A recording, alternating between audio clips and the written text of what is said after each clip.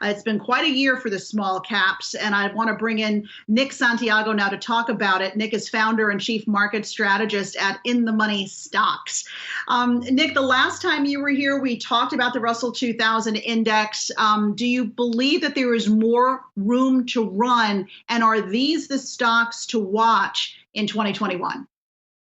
I do believe there's more room to run, probably sometime into the first quarter of 2021. The last time I was on, I had talked about the Russell and said the Russell looks like it wants to break out. It's showing better relative strength than the NASDAQ, which is the big winner of the year.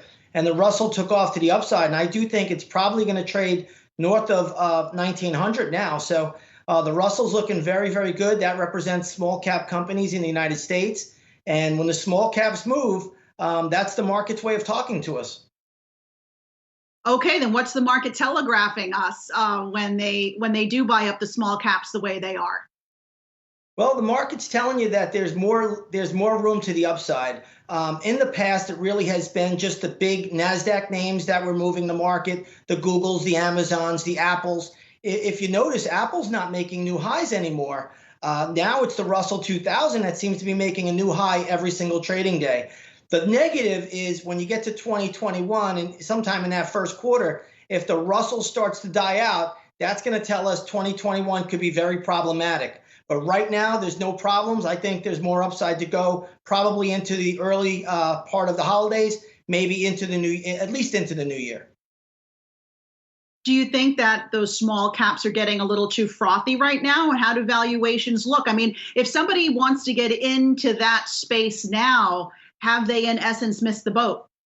They have missed the boat, but there are still a lot of other equities that are really, really performing well. The one thing I would say is just use it as a barometer. Once the Russell turns south and you start to see a big reversal, then you really want to be careful with everything. As long as the Russell's holding up, I mean, there are a lot of equities that still can have some more upside, and there are a lot of good patterns out there still. I want to talk about some of the specific stocks you like right now, and some of them are in the pharma sector. Surprise, surprise, especially with the vaccine news coming fast and furious. So right now, you say you own Sanofi. Tell us why you like that stock. That's right. I just got into Sanofi yesterday, and the reason why I like it is a lot of people were very excited over the vaccine makers, the Modernas, the BioNTech, NVax. All of these companies were the big runners. But what people don't understand is Sanofi is going to be manufacturing the vaccine. So will GlaxoSmithKline. So I'm looking to get into GlaxoSmithKline. I have owned it in the past. I'm looking to get into it again. But right now I own Sanofi, and I think that's positioned really well because you're going to see that's going to be one of the vaccine manufacturers going forward, especially in Europe, where I believe they're going to start to distribute the vaccine very shortly. Do you own any of the companies that are actually making these vaccines, like a Pfizer, like a Moderna? I have in the past. I don't own them any longer. Like I said, I think that news is done. Those stocks have already made their move. The market is very, very efficient. It always looks forward. But what the market is not looking at is who is going to manufacture these vaccines. And I think that's a positive for Glaxo and as well as Sanofi, which I am an owner of. All right, let's talk about the broader economy now. And we got some better than expected news out today. Hard to believe that better than expected means that unemployment claims dropped to 712,000, but that's where we're at right now. What are your expectations for the job report tomorrow? And do you think that we're going to see a steady improvement in these weekly claims in the weeks and months ahead as these vaccines make their way into the hands of the public?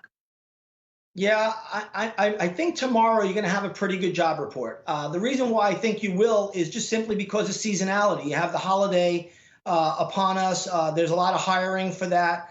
But I don't know about going forward.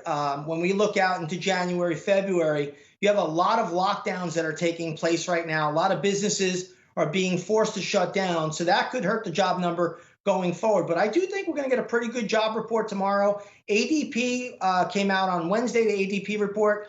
That was pretty decent. So tomorrow we'll get the BLS non-farm payroll report. I have to think, I think it'll be pretty decent just because of seasonality and a lot of hiring going into the Christmas and New Year season. All right, Nick Santiago, founder and chief market strategist at In the Money Stocks. Thanks so much for being with us.